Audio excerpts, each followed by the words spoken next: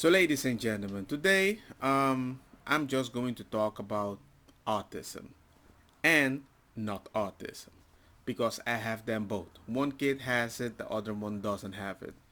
And sometimes I have this unique experience, like certain things click in your head, and you're like, yo, wow, this is good.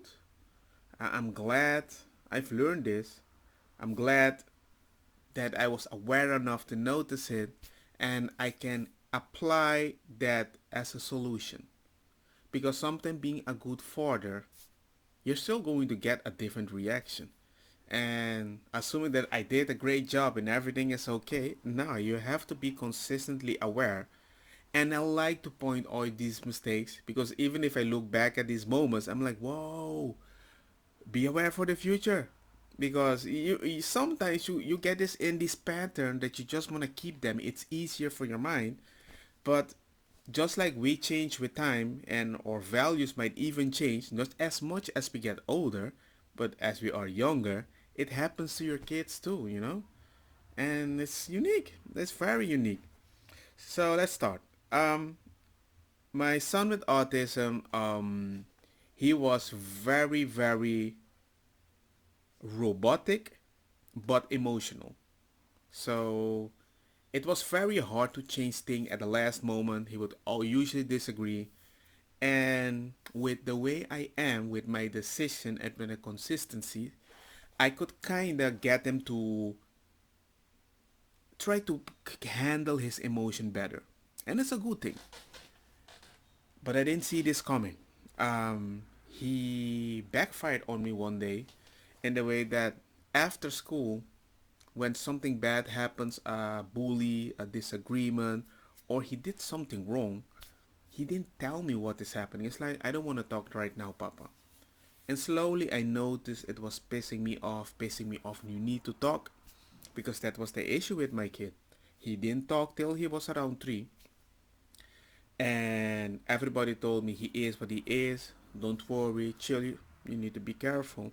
And I'm like, no, he needs to talk. Okay, so if he's not going to talk, what am I going to do? Not talk? That is what he's going to watch and copy? I'm like, no, I'm just going to talk to him 24/7 as if he's my therapist. Like a sponge that you're getting wet, but it's not getting wet.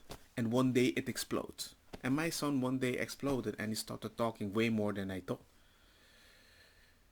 But at the same time, if I teach him to control his emotion, and he has a bad day, maybe he is proud that he doesn't have to be emotional because he might think he's disappointing me. And I never thought about that. I went to talk to the psychologist of him and I explained to him I'm worried that he's not interacting sometimes pim pam pam.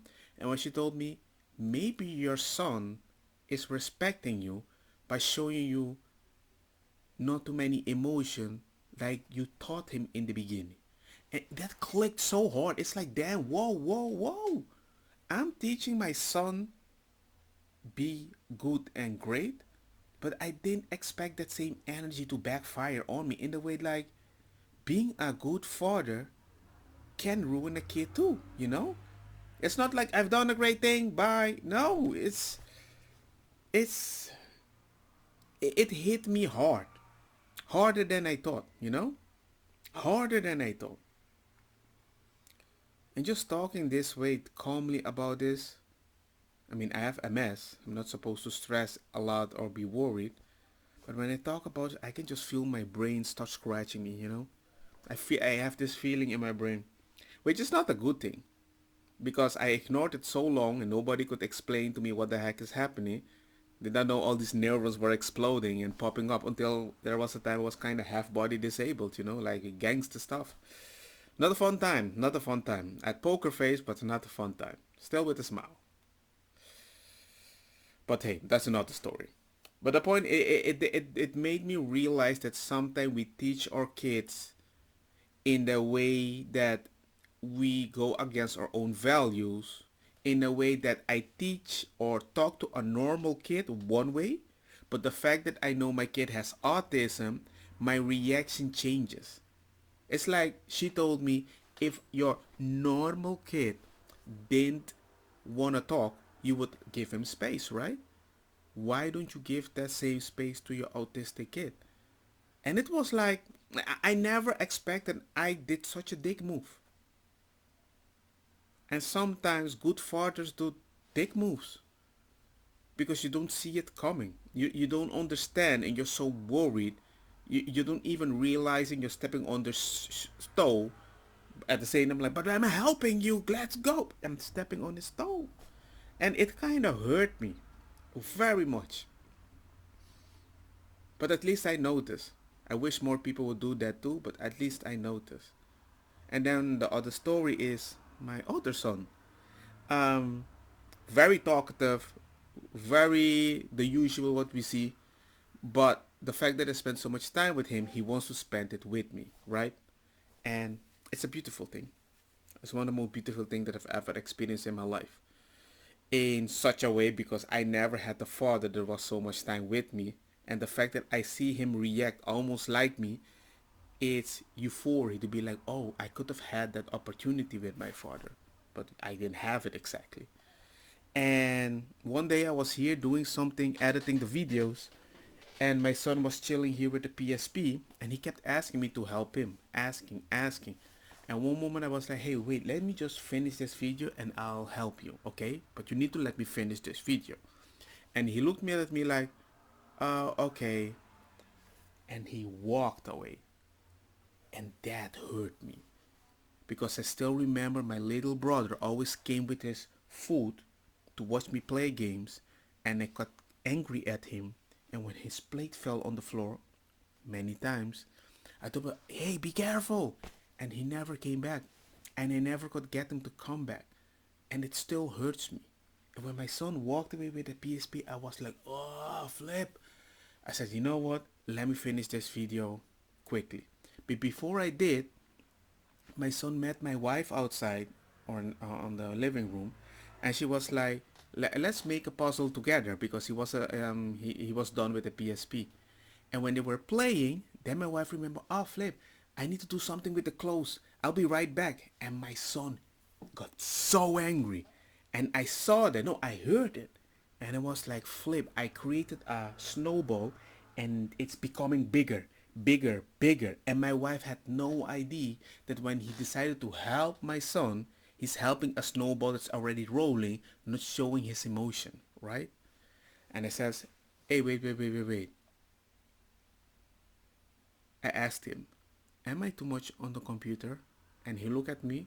He says, yes. And I said, okay, I'm sorry. I picked my son up. He's 5. I says, look, if I'm too much on the computer, you know I'm working. You don't say anything, but you're allowed to tell me, Papa, you're working a lot. When you're done, can you come play with me? And he was like, okay. And I says, look, don't get angry at mom. I know I'm busy and she suddenly is busy and you're angry. But you can be angry at me. It's my fault. Okay? But next time let me know and let's play together now. But it was like a very weird thing and it surprised me because I thought he would understand. That like, I'm working, leave me alone. But I didn't expect it was building up in him so much that when my wife also was like, I need to do something, he would explode, right? And it might be something simple, but something as a parent, you have everything in such a control, you assume your kid is that as patient as you because you think I'm doing something great for them so they understand. They're kids. And with the wrong message, it sticks to their head, you know? And still at this moment when I pick both of my kids, Daddy, they're freaking happy because I invest in them. I just didn't expect that I can invest such a anger sometimes when I make them accountable, pim pam pum. There's always a different angle because they change with time. They see other people and you need to navigate that the best way you can. But it was weird that it makes me, it's like the moment I'm in my 40s that I want to relax, there is no relax when you have kids. It's not as a bad thing. It's just that you can't expect to find a good series and sit your ass down and the series goes hours and hours like Netflix. No. It's like back in the olden days, one episode every week, you know? You need to wait for the kid to grow, the episode changes, you know? And it's patience, it takes time, and you have to be aware because it would surprise you how many times these moments can divert a kid to become somebody totally different, and then suddenly like, I didn't raise you like this. I don't know what to say, but it woke me up though. I'm just happy that I noticed it and I can be more aware about it. Not consistently like a helicopter, but just be aware that just because your kid has a specific face, that doesn't always mean he's happy. He's having a bad time at school. You never know. So everybody has their issues. I just wanted to say this. And yeah, hope these unique moments that I might start posting on my channel might hit somebody a little different and teach them something new. Okay? Peace. Let me know what you guys think in the comment section. And if you're new, hey, subscribe for more daddy experience. Let me know.